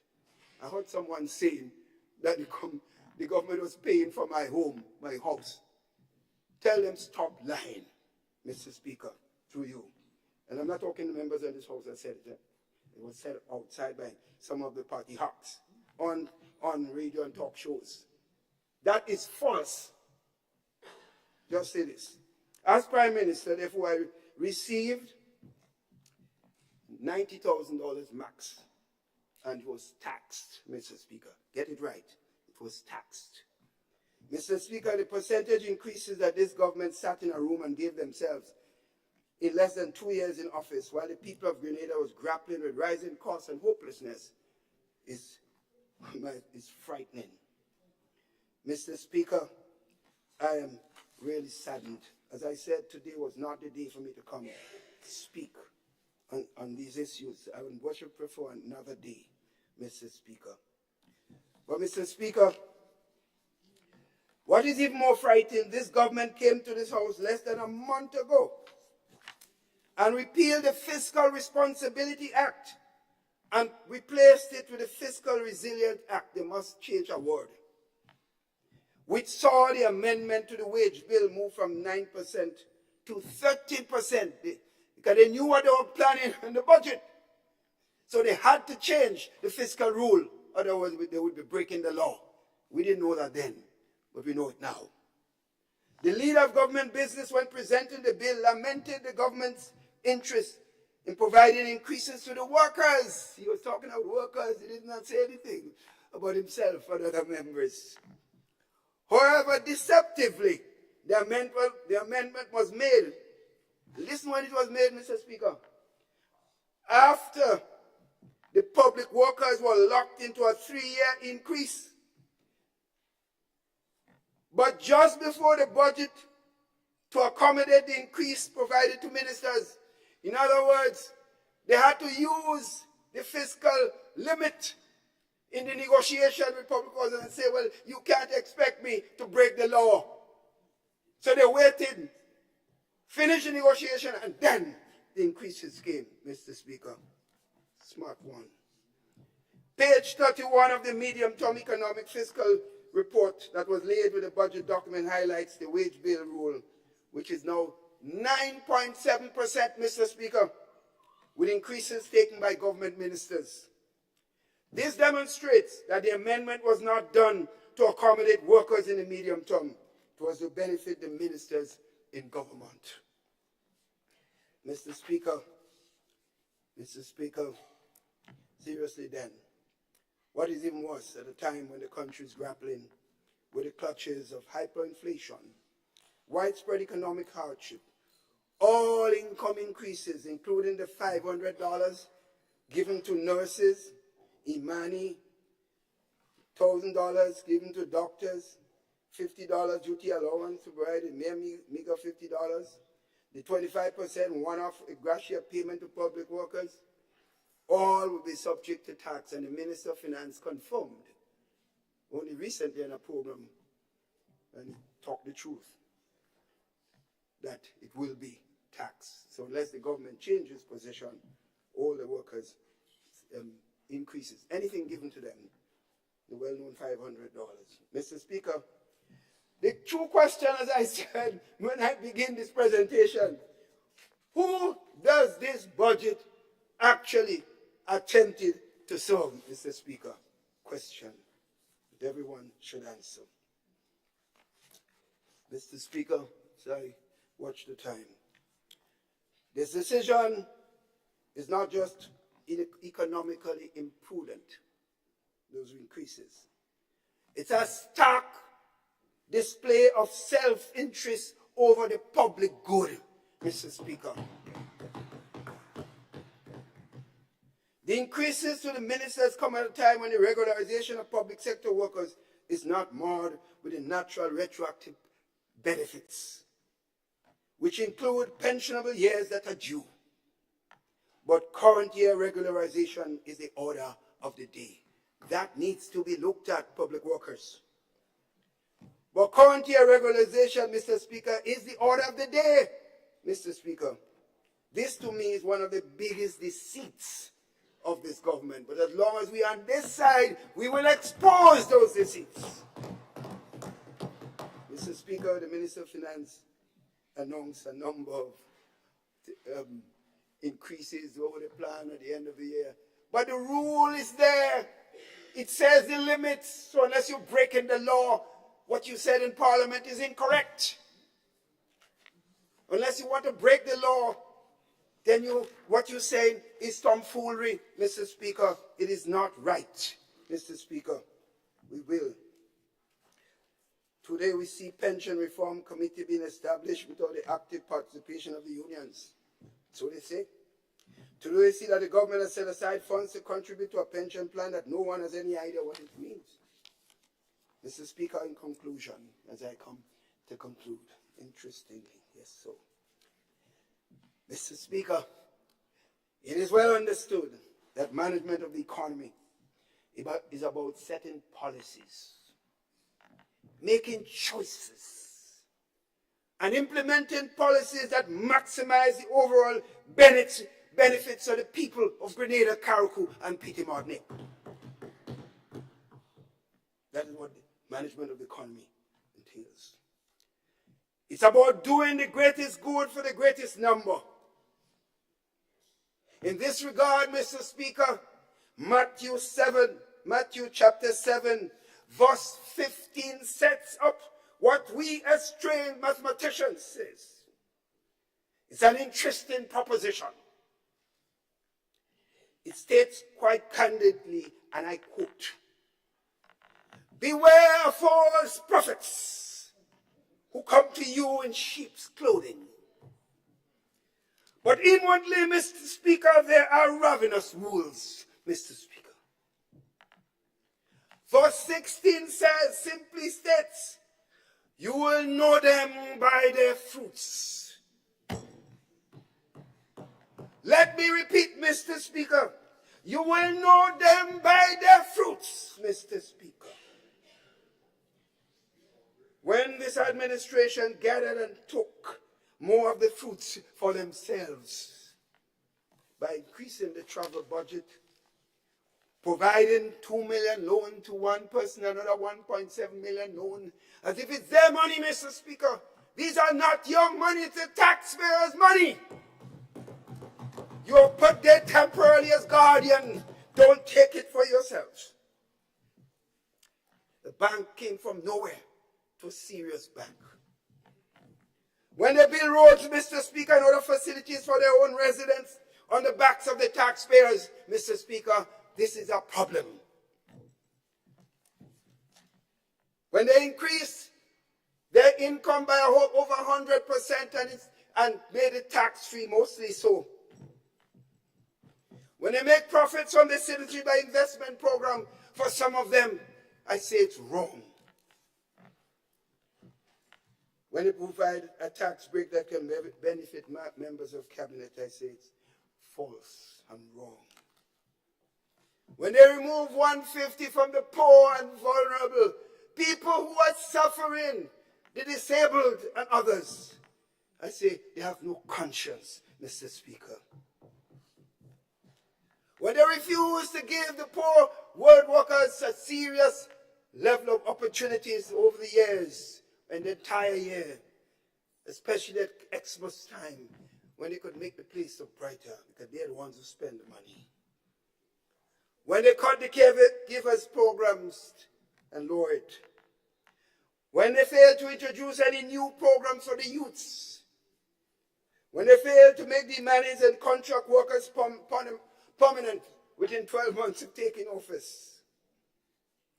When they reduced the e-book program, when they cut the housing brigade program, when they increased taxes on gas, electricity, sugar, and water, H2O. When they fired workers, laugh still, fired workers and victimized workers, I say have a conscience, have a conscience. When they denied regularized workers retroactive pay and pensionable years as they promised, I say, have a conscience. When they see to it that little or no medication at the hospital, I say, have a conscience.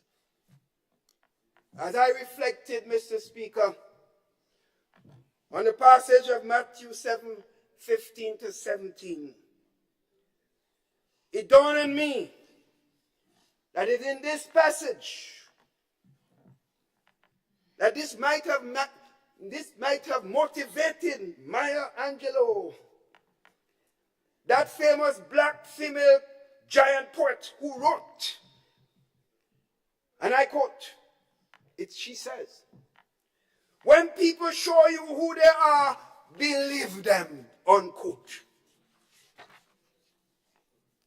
When this new administration shows you their true fruits, you don't have to guess what tree it came from. You don't have to guess whether they are sheep or wolves.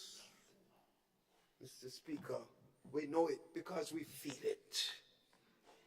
Mr. Speaker, after years of sacrifice that led the Prime Minister to remark that he made a treasure full of money, it should bother us all, Mr. Speaker, to see that the Cabinet and select men and women align themselves to the NDC, living high of the fatted calf. No concern for fiscal buffers. No real concern, Mr. Speaker, for the productive sectors. To the youth who have become despondent whole stream. God is not sleeping. He's there. And the new National Party is also there. To the civil servants, the police officers were demoralized. Mr. Speaker, to the nurses who have given their professional lives building up the country, but who now cannot bear to serve out the year in mediocrity. The lack of professionalism, a broken system with demoralized staff, absentee ministers, and no accountability, the NMP and the people in this country share in your dismay. To the elderly whom you seek for some hope, don't despair. Don't despair. All is not lost. By the action of this administration, it's well known in the biblical statements given. But Mr. Speaker, by the fruits, as I said, you shall know them. Just remember always, God first, others second, ourselves last. In this stead, they have created their own dictum, me and me and me. Mr. Speaker, as we advance toward the celebration of our 50th anniversary of independence, we implore the government to remember that it has a sacred duty and a responsibility to all Grenadians, whether they voted for you or not. That's your responsibility. Mr. Speaker, as I move to conclude, I could never leave out the constituency of the people of Northwest St. George's. Mr. Speaker, the people who gave me their solid support for all these years, knowing that I am not perfect, but they saw me as someone that is interested in themselves. Mr. Speaker, from the 70% support that they gave me when the New National Party split up in 3 ways, and technically I should not have won, but I got 70%, with a literally almost a destroyed New National Party. 70% to the 91% given in 1999. Those were the percentages, Mr. Speaker. I owe them a lot. And why I left a lot to be here, I have never regretted it. Because the love of people, the commitment they have shown to service, and the needs they have demonstrated for this country touch me, Mr. Speaker. For right through the constituency, no matter what areas, Mr. Speaker, I owe them all, Mr. Speaker. And I will never forget you. I will not. Long as I have the breath in my life, I will be there with you. Mr. Speaker, therefore, I'm not here to be in fight with anyone. I'm not here to compete with anyone. Come and hear the battle between who and who. Me, my legacy is enshrined already. I've been to the mountaintop, Mr. Speaker. I've been there. Others have to start to climb, Mr. Speaker. They can climb, and I wish them luck. But fight with me? Don't use me to promote yourself. Go promote yourself for yourself. Not use my name and you and a clash with you to promote yourself. And when you do it and you do right, I give you all the credit. I give credit where credit is due, but don't use me. And therefore, Mr. Speaker, this is the Yuletide season. Christmas is here. I may not get the opportunity to wish all members again and the country. I will do it as the opposition leader showed in a statement for Christmas to wish all, Mr. Speaker. But I also want to wish all the members on the side, and the families, and the constituents, and the country as a whole, the best that they can have in this Christmas time. When we're here to put of our ideas, to speak to issues that concern us and our people, Mr. Speaker. We hold no malice to anyone. I have never had in my bone, and my mother taught me so. Despite the attacks, the viciousness that I have passed through in the politics, I've never held that against anyone permanently. You get mad, yes. It's human to be mad. I've seen people come up here and say all kinds of things. Those I have done a lot for, they have been the most vicious against me. But that is the price one pays for service. And I have not said a word about them. And I could say a lot. But I am bigger than that. My grandmother teach me better. She told me, do not pay. Do not pay back what is wrong with wrong. Your conscience must be your guide. My conscience, Mr. Speaker, is my guide. And therefore, I want to wish all the best you can have for Christmas. And to thank the members on this side of the House, Mr. Speaker, to thank them for their support. I know some of them want to create a real fight. Mr. Speaker, they want fight. The only party that know how to fight one another is the National Democratic Congress, Mr. Speaker. That's the only one that know how to fight. I've never fought in my life and I don't intend to fight now. That's the last thing, Mr. Speaker. But I want to thank them and to say to them, Mr. Speaker, my concern, as I said to you, I should not be here today.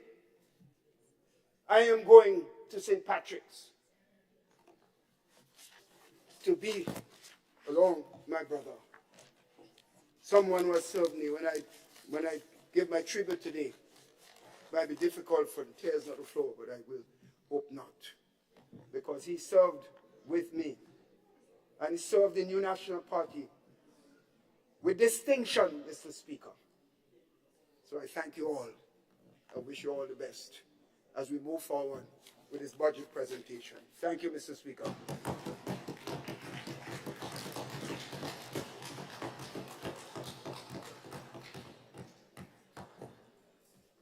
And thank you to Honorable Leader of the Opposition for your contribution and response to this year's budget. Take care. Take care. Okay. Yeah, see you. Yeah. And let me just say, as we invite the next speaker, I don't have my microphone. No, I'm light on. I'm light on. there's too much murmuring in the house.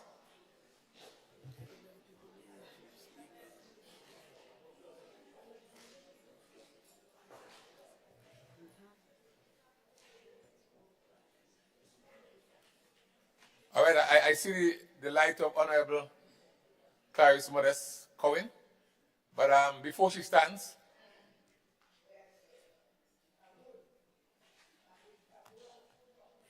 let me just say that there were several shrills from phones and devices. I heard them during the address of the opposition leader, and I advise you to turn those devices off. Please do. So let me now hear the Honorable Clarice Modest Cohen. Thank you very much, Mr. Speaker. Mr. Speaker, I believe that our Parliament was remiss in not paying the proper respect to our former parliamentarian, Mr. Adrian Mitchell, by not having this a day off so that we could properly attend his funeral in the right time and as was requested by the family and was, I think, expected of us as a parliament. And I'm not talking partisan here, Mr. Speaker. Mr. Speaker, the leader of the opposition responded today, and I think it was appropriate because Parliament was not closed, and he owed it, and our side owes it to respond to the budget. We owe that to the nation, and he did his job excellently. But, Mr. Speaker, my understanding was, based on discussions, I don't want to implicate anybody, but based on discussions that the leader of the opposition would speak for today and that this would be all for today, bearing in mind that if he would speak for 2 hours, everybody knows leader of the opposition, he won't speak for any less. And if we start at 9, the earliest it would probably finish is 11 o'clock. And the funeral starts at 12, Mr. Speaker. So we, the rest of us on this side, find it very difficult to sit here in this honorable house while the funeral service to say an honorable goodbye to Mr. Adrian Mitchell is started, or we're scrambling on the way to get there. And when we get there, we're scrambling on the way. I think it is highly inappropriate. And therefore, I believe I speak for all the members on this side. We believe that we should be at the funeral today, and we should pay that respect. Also, Mr. Speaker, based on discussions I had before, I was led to believe that this was how it was supposed to happen. And I was surprised to hear otherwise, unofficially. Therefore, Mr. Speaker, speaking for all of us, I think we would like your leave to leave the Parliament at this time so that we can justly pay respect to our fallen soldier. I thank you, Mr. Speaker. I heard you, Honorable MP. In my previous sitting in the chair here on, was it Monday? I indicated we will have the opposition leader and the Prime Minister addressing the House. Right? I now invite the Prime Minister. All right, Mr. Speaker, I'm going to say this, right? I'm going to say this. I am happy to, I think it would be of respect if perhaps the members listen to what I said before they walk out. Go ahead, Honorable Prime Minister. It's regrettable that we are making the funeral of a deceased member of Parliament into a political football. I have no difficulty whatsoever in fact, suggesting that we adjourn Parliament, so if the members wish to leave now, they can do so. But I also want to make it clear, Mr. Speaker, that we should speak the truth. And we should really be a bit more frankly decent in our approach to things like this. The former member of Parliament was a member of the New National Party.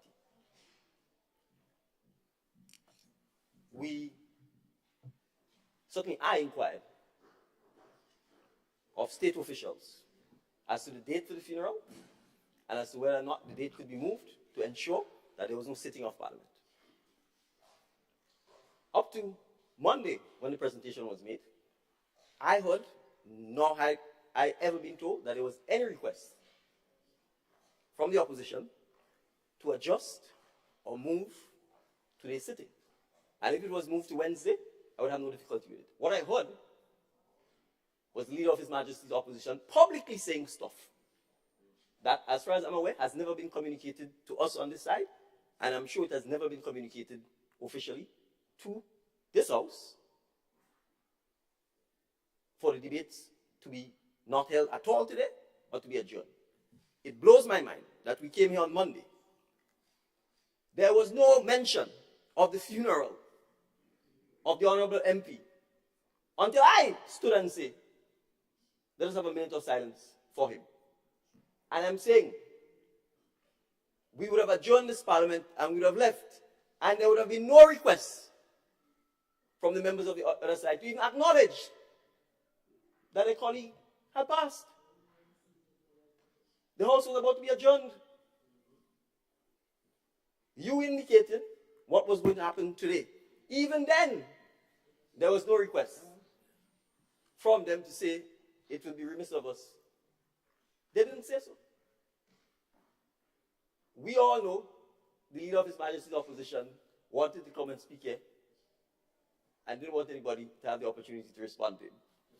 He can run from today, tomorrow, Monday, Tuesday, Wednesday. We will speak.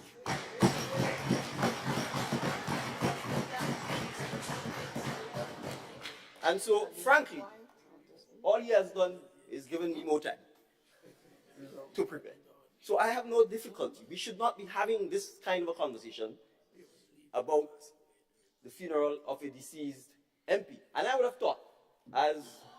Just hold, Honorable Prime Minister, Honorable MP, your mic is on and you're standing. Thank you, Mr. Speaker. He's up. Mr. Speaker, I don't know whether the MP would give way, but I rise on a point of clarification, Mr. Speaker. Okay, well, he has given way. Mr. Speaker, I do not always want to implicate persons, but I think in this situation I need to. On Sunday evening, the leader of government business and myself had a phone conversation as per agreement in this honorable house that we communicate. We spoke about this very matter. And if I misunderstood him, maybe I could have, but I don't think I did. We discussed the very thing I said here, that after the 2 hours, there wouldn't be much time for persons to speak and to scramble. And the leader of government business said to me, no, after the leader of the opposition speaks, then we can wrap up and go and continue for the Monday, for Friday and Monday. That was the understanding, and I took it as a gentleman's word. And the expectation was that the leader of government business would hold discussions with the others. Similarly, I held discussions with those on our side, and we agreed that it would be appropriate for us to be prepared to go to an additional day next week. That was not scheduled, and that is what happened, Mr. Speaker. And so the conversation was on before. Now, I just feel compelled to say something at this time, Mr. Speaker. Thank you, Honorable MP. So, leader of government business? Yeah, I won't be long. I just want to say, well, I don't believe that the honorable member would want to deliberately speak untruth. So I would have to put it down that she did not understand what we were discussing. Only to say that the pronouncements, or what I thought we agreed to on Sunday, was that we're going to have 2 responses. At the time when we spoke, the calculation was that the Minister for Finance might have speak for about an hour and a half, and in so doing, we might have about 3 hours today that will end at 12 noon, and that should give us adequate time to move. So I just put it down that she might have misunderstood the communication. But as the PM say, we are willing to give way. Okay, so I don't want the back and forth to continue. PM has made his position clear. Yeah, but Mr. I Speaker, now just invite the Prime Minister. Mr. Speaker, I have an additional point. You see, this is what troubles me about the state of Grenada, right? We shouldn't have to come in here and argue about the protocol on the day of the funeral of a member of parliament. We shouldn't. If this country has existed for 48, 49 years, to me the protocol should be clear. Either parliament does not sit out of courtesy to members of parliament on the day of the funeral. And if that's the case, that should be a clear standing stuff, so we shouldn't have to get into this kind of a frankly unbecoming debate. And had it been made known to me that there was a wish for the House not to sit, obviously, I would support such an issue. So what I'm hearing from both my colleagues is the discussion was that the House would sit. There seemed to have been a misunderstanding as to whether 1 presentation would be made or 2. But then we have the leader of the opposition coming and starting his presentation by saying he's here with a heavy heart and we shouldn't be here, and that we are disrespecting the memory of his deceased colleagues. But he had the chance for 22 years to help establish these protocols. And this is the kind of stuff that goes on here. So when we start talking about protocol, these are the issues that we need to address, Mr. Speaker, and we'll come to the issue of parliamentarian salaries and all of those things where there's been no protocols, no standards, and we all frankly demean ourselves and demean this House and demean the state of Grenada when we are dealing with this kind of stuff where there's clearly, but it seems, no established or written protocols on basic courtesies as to what we do when a deceased member of parliament is being buried. And I would hope that all of us in here would at least want to leave the House within this term of parliament by working, agreeing, and standardizing those issues so that the next generation of parliamentarians don't have to come and argue about whether or not we're debating on the day a former member of the House is being buried. Thank you. Mr. Speaker. All right, I know. Just, Just hold on, Honorable. Sure. I now invite a member from the floor to move a motion for the adjournment of the House. Mr. Speaker, I was asking on a point of... No. Honorable I am the person in charge. I know you're in charge, Mr. Speaker. Yes, so- I was just asking for your indulgence. That's all. Yeah, yeah. Sorry. Mr. Speaker, I Sorry, beg sir, to I know you're move in charge. that this Honorable House be adjourned until 9 a.m. on Friday, the 8th of December, 2023. Thank you. Honourable members, the question is that this Honourable House be adjourned until 9 a.m. on Friday, the 8th of December. All those of that opinion say aye. Of the contrary opinion say no. Honourable members, this House now stands adjourned.